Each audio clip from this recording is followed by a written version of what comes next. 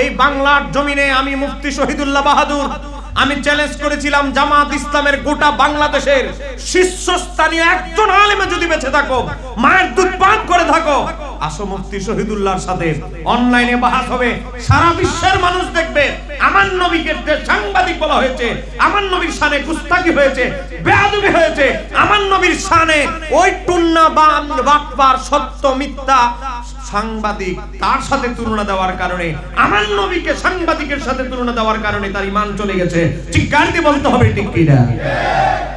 আর কিছু হুজুররা টেনে হেসরে আমার নবীকে সাংবাদিক বানানোর প্রতিযোগিতায় আছে। এমন বাটপার হুজুর দেশে আছে না নাই?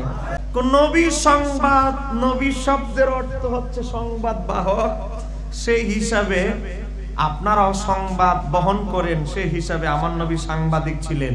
সাংবাদিক সত্য মিথ্যা মিশ্রিত নিউজ মানুষ থেকে কালেকশন করে, সমাজের ঘটে যাওয়া কথা কিছু সত্য কিছু মিথ্যা মিশ্রিত সংবাদ পরিবেশন করে। আর আমার নবী সংবাদ পরিবেশন করেছেন কার? এই কথা বলেন না কেন? কার? আল্লাহর সংবাদ আর পাবলিকের মাঠে ঘাটে ঘটে যাওয়া সংবাদ, দুই সংবাদকে একসাথে তুলনা দিলে কি ঈমান থাকবে? আরেকটু জোরে বলেন ঈমান থাকবে?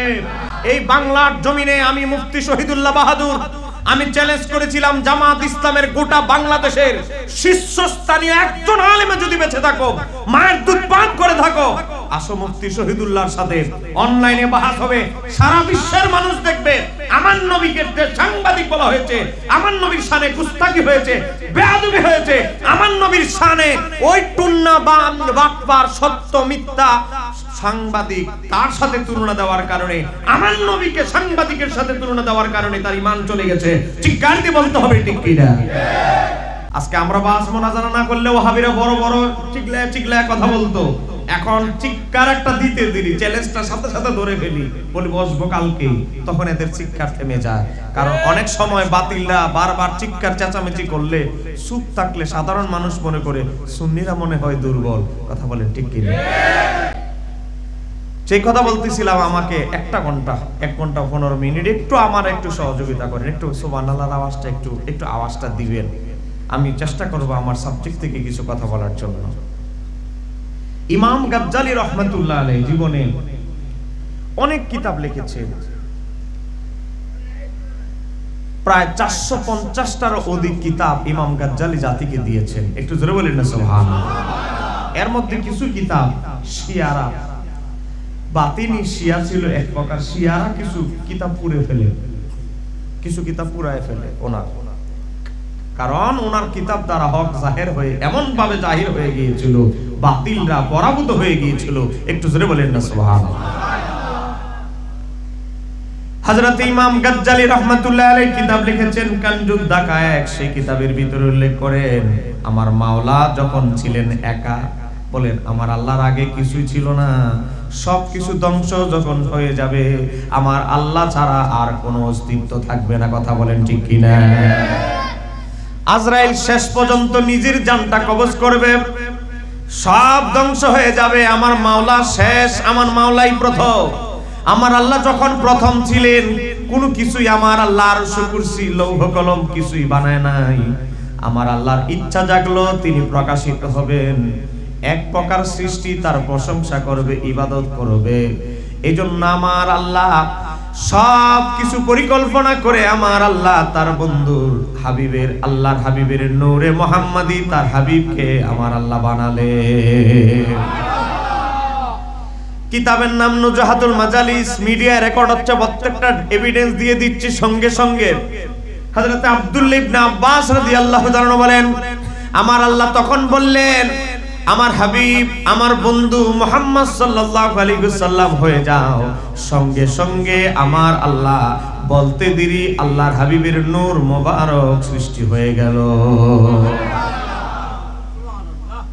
হযরত আল্লামা আব্দুর রহমান সাফুরি নুজহাতুল মাজালিস কিতাবের ভিতরে লেখেন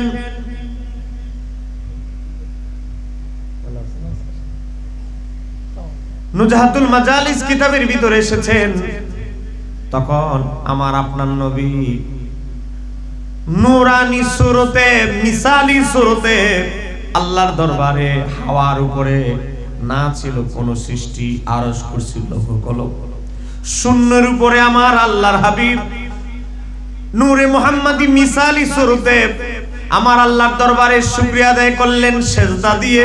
একটু জোরে বলেন না সুবহানাল্লাহ। আমরা সিজদার ভিতরে গিয়ে বলি সুবহান রাব্বিয়াল আলা। আমরা বলি কি বলি না? বলেন বলি কি না? আমরা সুবহানা বলি, আল্লাহর পবিত্রতা ঘোষণা করি সিজদার ভিতরে। কিন্তু আমার নবী সিজদার ভিতরে বলেছিলেন লা ইলাহা ইল্লাল্লাহ। একটু জোরে বলেন না সুবহানাল্লাহ।